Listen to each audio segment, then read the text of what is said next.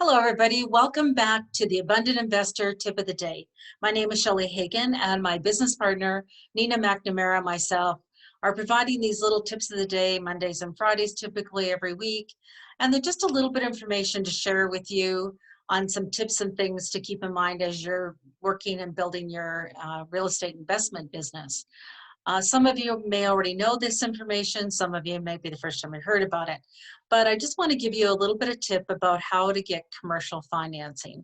I talked, last week about some information on financing as well, but I wanted to be specific this week and talk to you about commercial.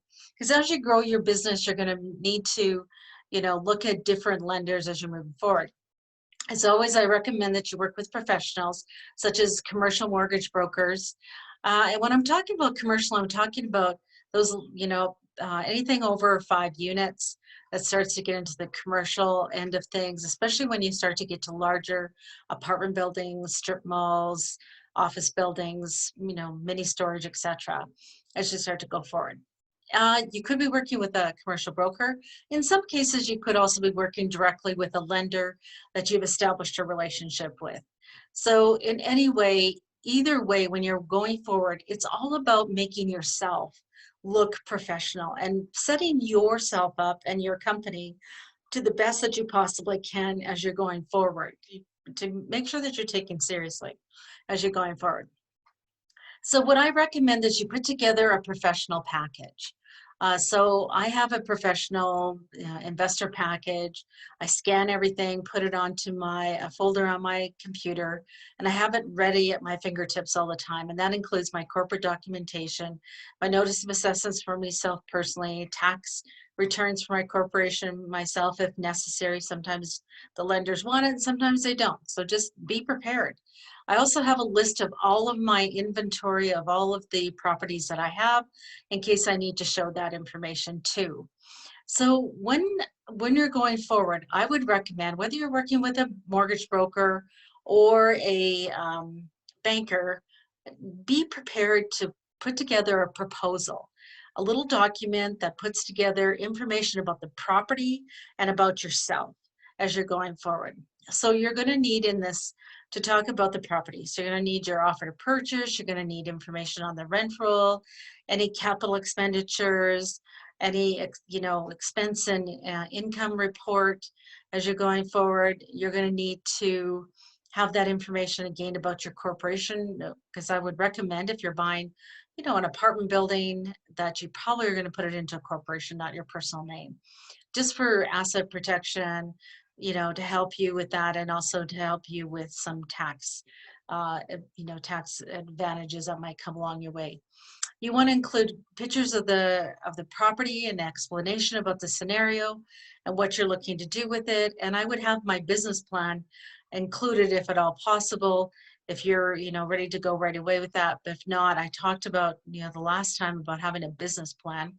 It's very important as you start to grow your business. So I want to have that information.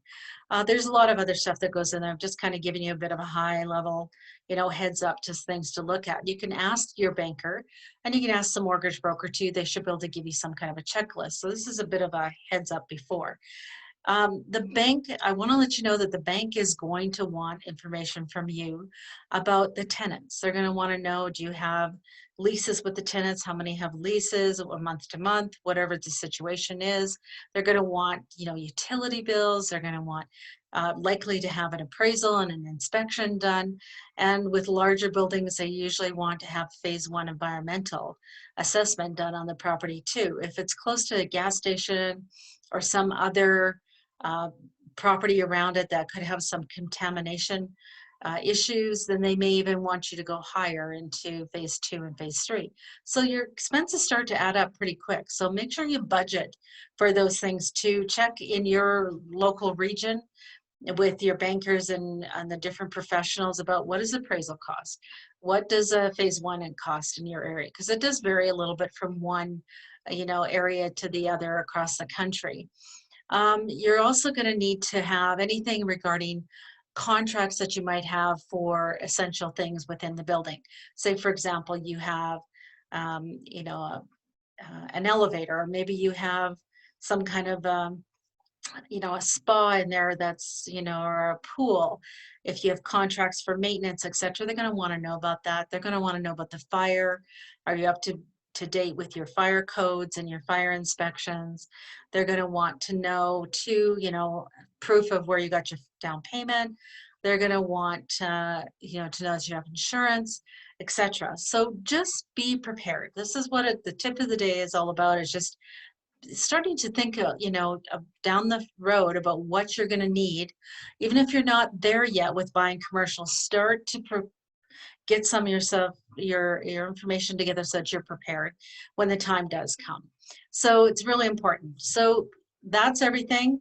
If you have some questions, reach out to us on Facebook at The Abundant Investors.